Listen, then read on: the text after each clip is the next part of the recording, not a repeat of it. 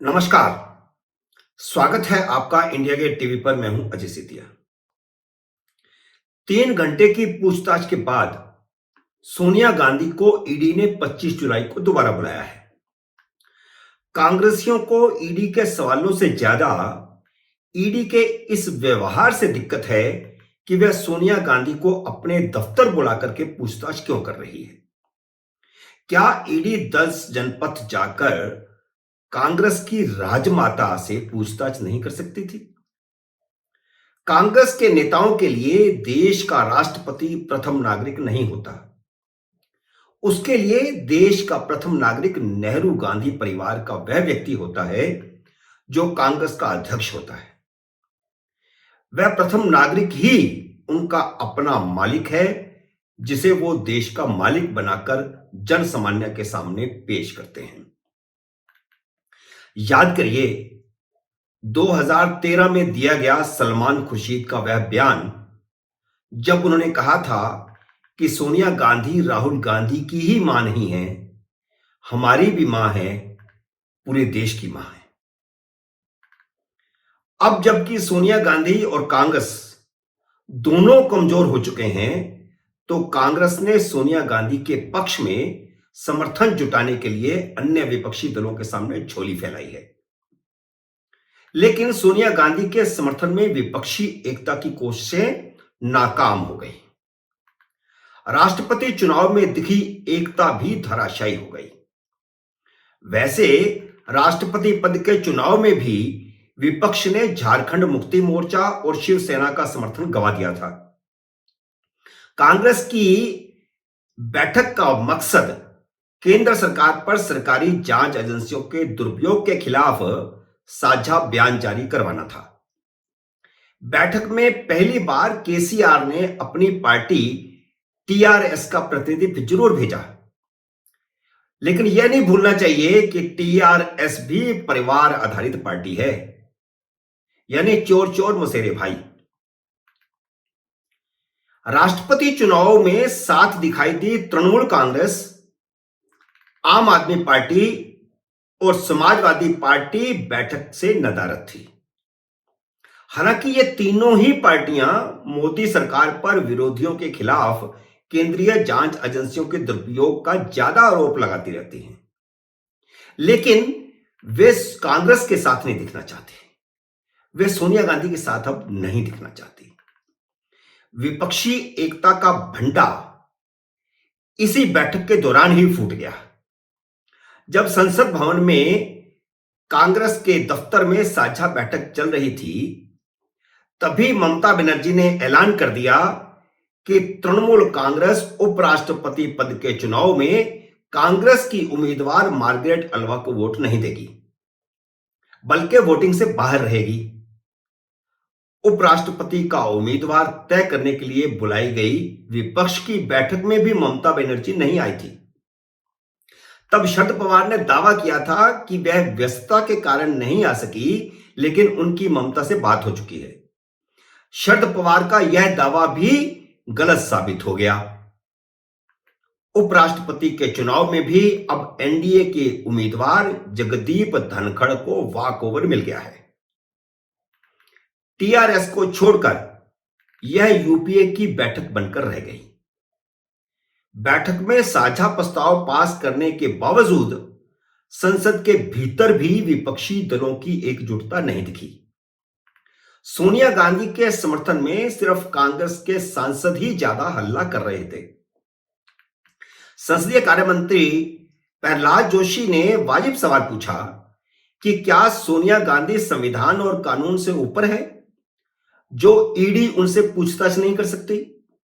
इसका जवाब सदन में तो किसी ने नहीं दिया, लेकिन सोनिया गांधी के घर के सामने इकट्ठी भीड़ में मौजूद सांसदों ने यह सवाल पूछा गया और एक पत्रकार ने कहा कि नरेंद्र मोदी से भी तो आपके राज में सीबीआई ने कितने दिन तक पूछताछ की थी। तो जो जवाब मिला वह सचमुच लाजवाब था।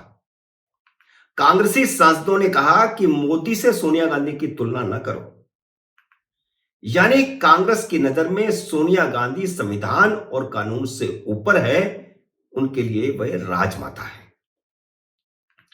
सोनिया गांधी से ईडी की पूछताछ के खिलाफ कांग्रेस ने संसद से सड़क तक खूब माहौल बनाया। संसद में जब कांग्रेस के सांसद प्रदर्शन कर रहे थे तो बैठक में शामिल किसी भी दल के सांसद उनके साथ नहीं खड़े थे। सोनिया गांधी के समर्थन में कोई अन्य विपक्षी दल भी सड़क पर कांग्रेस के साथ नहीं उतरा। सोनिया गांधी जब ईडी के दफ्तर जाने के लिए अपने घर से बाहर निकली तो उस समय देश भर में कांग्रेसी प्रदर्शन कर रहे थे। कई जगह हिंसा की वारदातें भी हुई और कई जगह ट्रेनें रोकने की कोशिश भी की गई। सोनिया गांधी ने खुद भी पार्टी कार्यकर्ताओं में जोश भरने के लिए रूट बदलकर अपनी कार कांग्रेस कार्यालय के सामने से निकाली, जहां उस समय सैकड़ों लोग मौजूद थे और सारे सांसद भी मौजूद थे। कार में सोनिया गांधी के अलावा राहुल गांधी और प्रियंका यानी पूरा परिवार मौजूद था। कांग्रेस का कोई नेता नहीं था। और कांग्रेस ने ईडी की पूछताछ को एक इवेंट के तौर पर इस्तेमाल किया। यह कांग्रेस की पुरानी परंपरा है। सोनिया गांधी कोविड के कारण पिछली 2 बार की तारीखों में पूछताछ में शामिल नहीं हुई थी। उन्हें फेफड़े की बीमारी है, अस्थमा भी है, इसलिए ईडी कार्यालय में 3 डॉक्टर बुलाकर रखे गए थे। अगर उन्हें कोई प्रॉब्लम होती है तो आराम के लिए एक कमरा तैयार रखा गया था। प्रियंका और राहुल को दूसरे कमरे में बिठाने का इंतजाम भी किया गया था। जब वह ईडी कार्यालय में पहुंची तो पूछताछ करने वाली अधिकारी मीनाक्षी शर्मा ने उनसे पहले उनका हालचाल पूछा। करीब 3 घंटे की पूछताछ की वीडियो रिकॉर्डिंग भी की गई है। पूछताछ में अहम सवाल वही था कि अगर कांग्रेस ने नेशनल हेराल्ड को 90 करोड़ रुपए दिया है तो वह कागजों में क्यों नहीं है। सोनिया गांधी को 25 जुलाई को दोबारा बुलाया गया है, यानी 3 घंटे की पूछताछ में सोनिया गांधी ने पर्याप्त जवाब नहीं दिए और अनेक सवालों को टाल दिया। कुछ के बारे में उन्होंने यह कहा कि वह पता करके बताएंगी, पूछताछ करके बताएंगी, अभी उनको कुछ याद नहीं है, उनको कुछ पता नहीं। विपक्षी दलों की साझा बैठक में सोनिया गांधी के पक्ष में जारी बयान में कहा गया है कि मोदी सरकार बदले की भावना से काम कर रही है।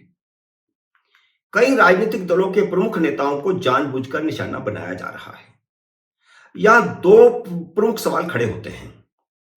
पहला तो यह कि अगर कोई शिकायत मिलती है और शिकायत में दर्ज तथ्य सही पाए जाते हैं तो क्या जांच एजेंसियों को तह तक जाने के लिए, जैसे एक सामान्य नागरिक से पूछताछ का हक है, क्या वह हक किसी खास क्लास से पूछताछ का नहीं है। नरेंद्र मोदी जब मुख्यमंत्री थे तो सीबीआई ने गुजरात की राजधानी अहमदाबाद में ही लगातार कई घंटे तक उनसे पूछताछ की थी।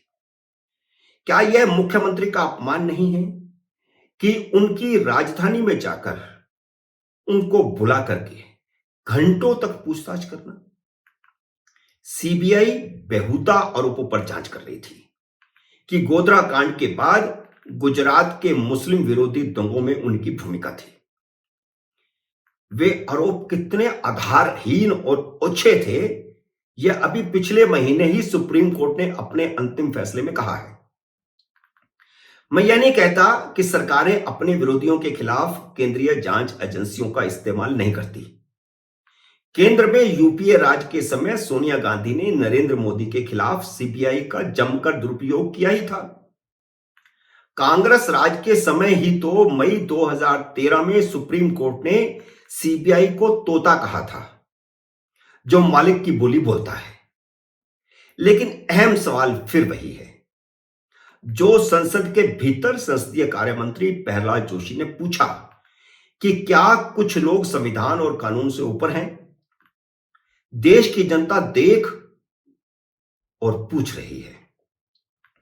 नरेंद्र मोदी का मुख्य एजेंडा ही परिवारवाद के खिलाफ हमला करना क्या है। कांग्रेस ने सोनिया गांधी के परिवार को संविधान और कानून से ऊपर बताकर मोदी की ही मदद की है।